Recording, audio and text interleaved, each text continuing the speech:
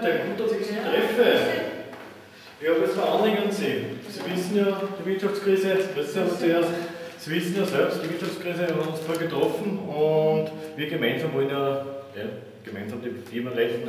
Sie wissen nicht, wie wir das immer alles abhandeln und ich möchte Ihnen da eine Kündigungsliste übergeben. Na bravo.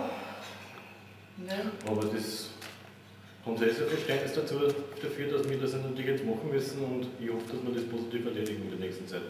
Na, da werde ich jetzt sofort mein Betriebsratsteam einberufen. Ja. Ja, machen Sie es rasch. Sie wissen, die Zahlen gehen runter. Ja. Na gut. Danke. Wiederschauen. Wiederschauen.